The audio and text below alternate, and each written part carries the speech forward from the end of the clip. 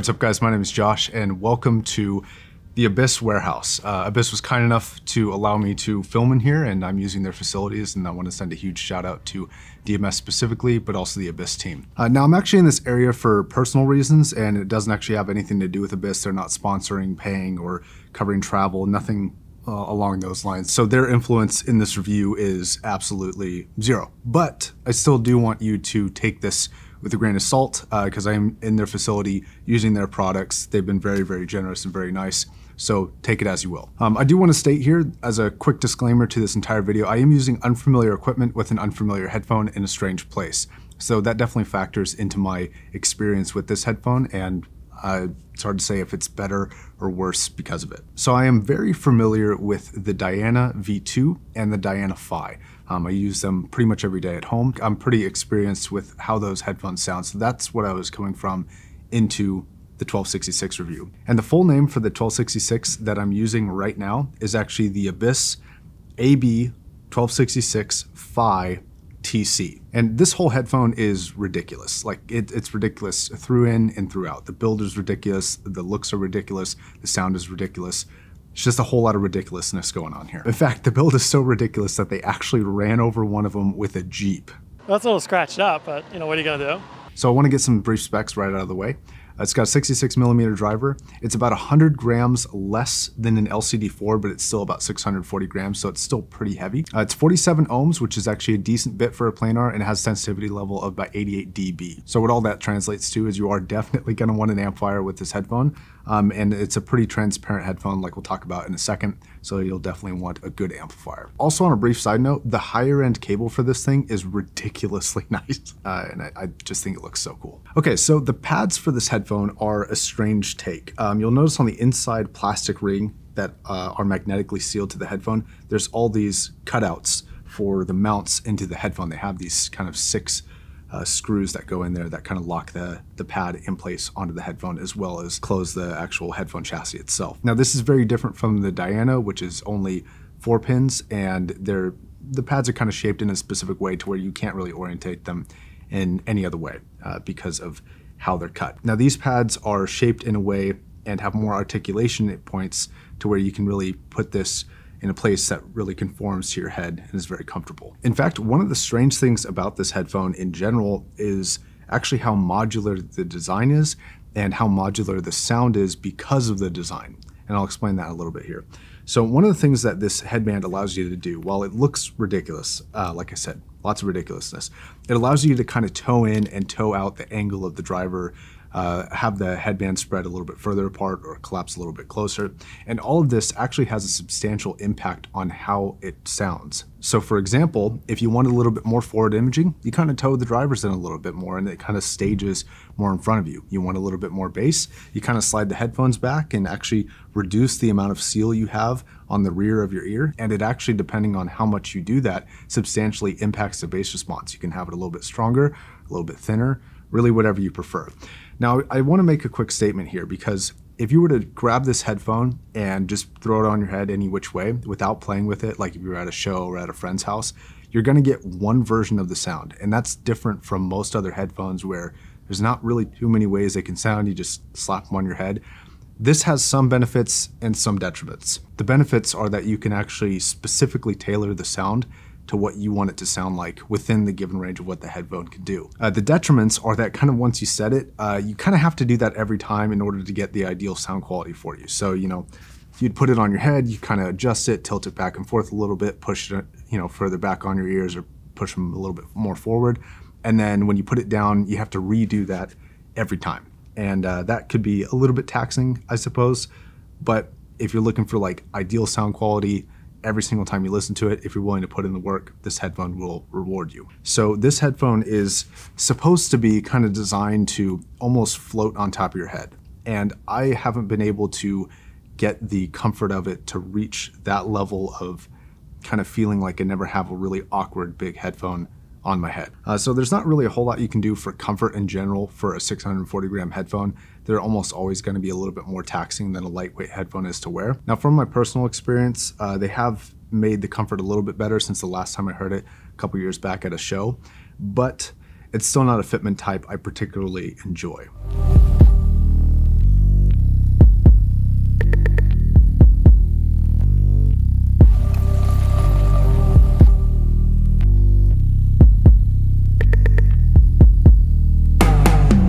Now, normally I would talk about amplifiers in this section, but the amplifiers that I'm using are very high-end, but they're very strange to me. And because they're unfamiliar to me, it's hard to tell what's the headphone and what's the amp.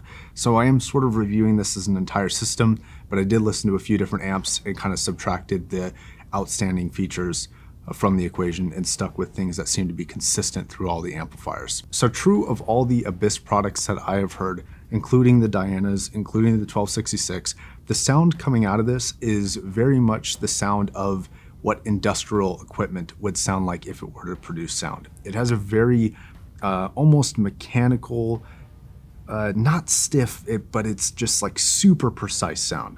And you really hear the precision in everything. And detail is a huge staple of this headphone, and I'm sure you've heard other reviews talk about it, and I think it's absolutely true. This headphone is a detailed monster. Now, the treble response is where this all starts and kind of trickles into the rest of the music.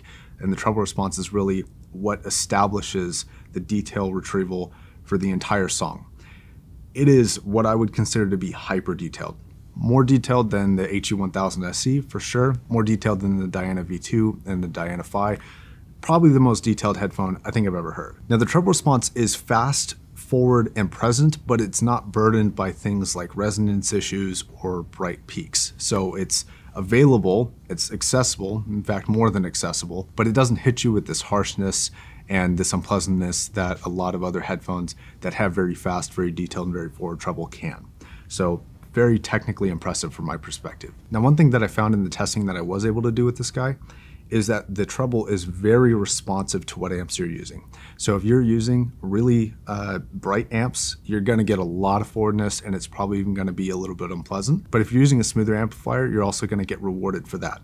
I actually think that a sound quality somewhere in between an analytical and a smooth amp is probably the best way to go. Something in what would be considered the neutral territory.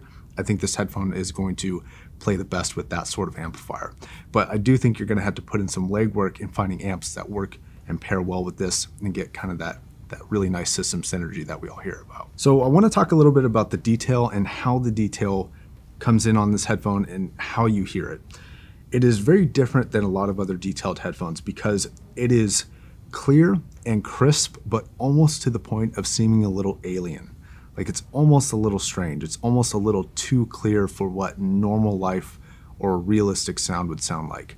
Now, it's not producing anything that's not in the music, so it's all there, but you definitely feel like you're listening to some sort of transient, extra layered system of sound that you don't normally pick up with other headphones. This is incredibly cool, but also a bit strange from time to time. And this is where part of that detail kicks in, and that's part of what you're hearing is this kind of extra layer on top of what you would normally define as the detail layer. It's kind of like this tertiary layer of detail. It's very cool. Now, it's so detailed, in fact, that this actually has somewhat of a punishing effect with certain music. This headphone is very much surpassing the clarity and detail capability of a lot of songs. A lot of songs that I listen to, you can kind of tell that they're hitting a level that is capped out by the actual recording, which is a very good place to be as a headphone. So two treble performances that I freaking loved on this headphone were the Star Wars Episode 7 introduction song, the very first song that you hear, the main title sequence.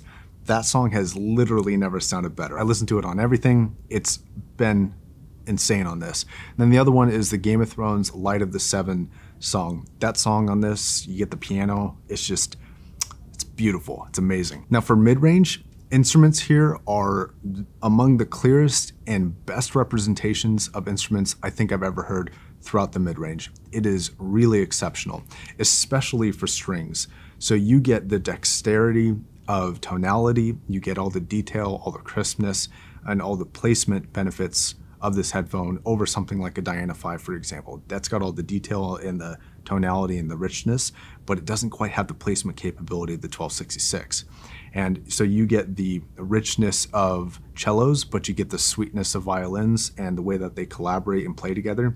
That's one of the things that made that Star Wars introduction song so good, was how clear and defined everything seems. Okay, so vocals are one area that I actually have a slight problem with, and they're actually not my favorite on this.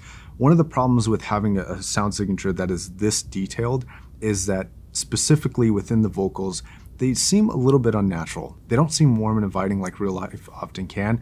They seem very detailed, but you can tell that you're listening to a processed version of a human voice and not an actual human voice.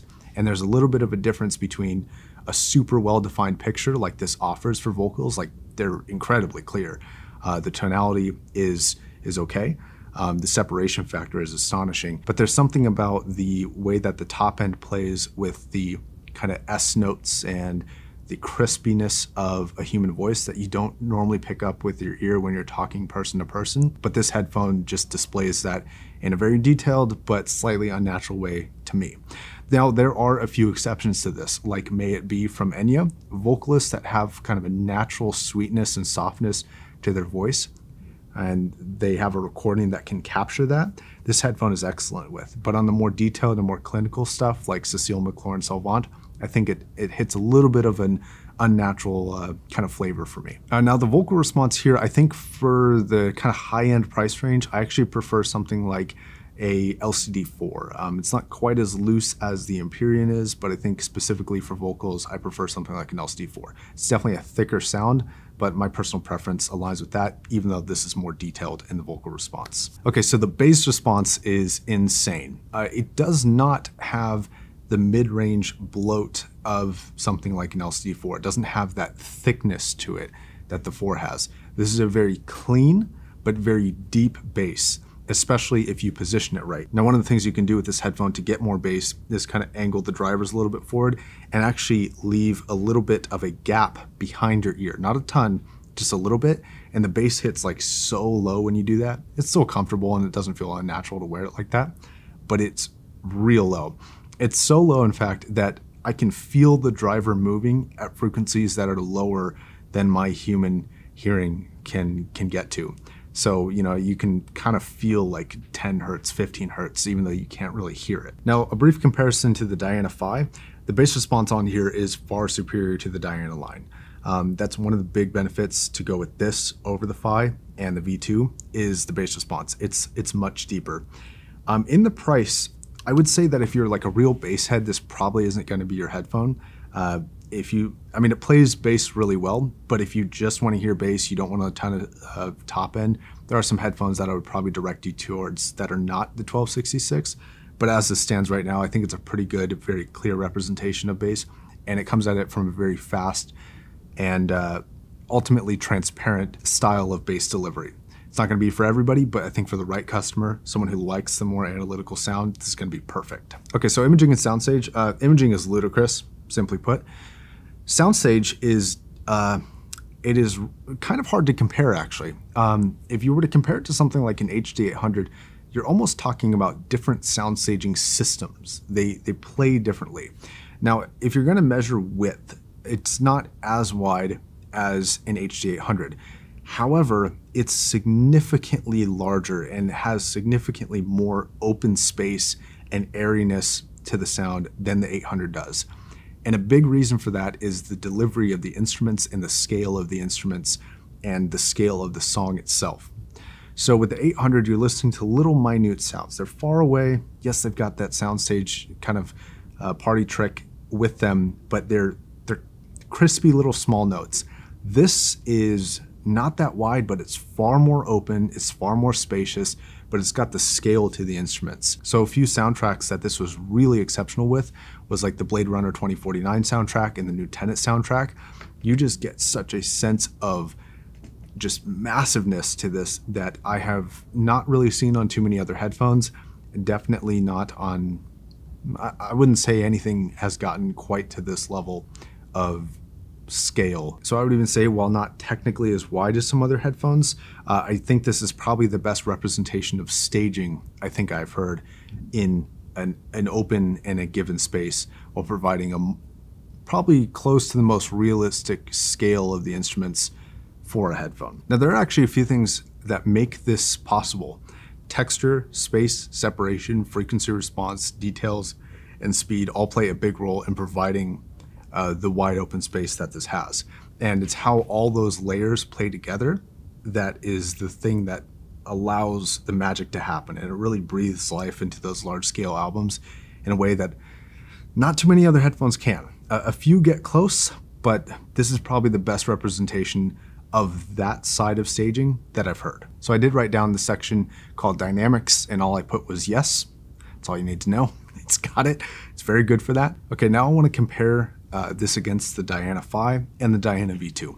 So in some ways, these are very similar headphones. In other ways, they're actually very different. Tonality is something that is similar between all three. I would say the V2 is definitely the warmest. The Phi is probably the thinnest in tonality, and the 1266 is actually somewhere in between. It's probably the most dexterous too. So if you play a warm song through it, you're gonna get a really warm experience. But if you play, a super crispy, thin song through it, you're gonna get that experience. The Phi and the V2 are not bad, especially for the price. They're actually really good at that, but this is a little bit better at being a little bit more wide-ranging. Now, above all, I think the most significant changes between these headphones is the space that is afforded with the 1266 that is not available on the V2 or the Phi. This headphone is significantly wider than both of those, and you can hear it right away. And that actually allows for a lot of the staging type songs to seem a lot more natural than on the V2. The V2 is a very headphoney type sound. It's kind of all happening in your head. This couldn't be further from the 1266. I do think there are some legitimate benefits to an intimate sound signature like that though. And the sound signature that the V2 has in some ways is even better than the 1266, specifically things like vocals. No, they're not as detailed as the 1266, but the tonality is just, in my opinion, a lot better for me personally. Now, when it comes to the Diana Phi, I don't feel like that headphone is an inherently inferior product. It to me sounds like a very different take on music, but not necessarily a better or a worse take. The 1266 is a little bit wider as you would expect. It's a little bit clearer than you would expect, but the Phi does have some legitimate benefits over the 1266, similar to how the V2 does. And that mostly just comes down to how the vocals are represented and how the song itself and the staging itself is represented for each individual song. So this headphone, taking really personally recorded music and throwing it into a big wide open space, doesn't always work for this specific headphone, but it may play really well on the Phi or the V2, and vice versa. Really open songs may not sound as good on the Phi and V2, but sound exceptional on the 1266. I would say that if you were to go like pound for pound, I would love the 1266 sound in like a Diana build, but I think it's part of the build that allows for the 1266 sound to happen. And then bass, I think, is a clear winner for the 1266. So my conclusions, this is a exceptional headphone. It is a truly exceptional headphone, and I mean that wholeheartedly. I do wish I had more time with it. Above all, I would say that this headphone is a master of clarity and a master of detail retrieval. And I think if I were to assign like a catchphrase to the 1266, it would be Abyss 1266, miss nothing, because that's exactly how this sounds. You really don't feel like you're missing out on anything at all. Everything's in the picture. I think the build, in terms of construction, is exceptional, but there are some things like the comfort that I do think need a little bit of work. Perhaps we can see some more comfort features added in future generations. But if you're a detail slut, this is right up your alley. Okay, guys, I think that's gonna wrap it up. Thank you very much for watching. I wanna thank Abyss again for letting me kind of use their space.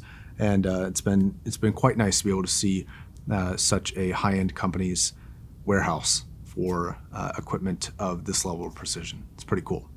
And until the next video, my name is Josh, signing off.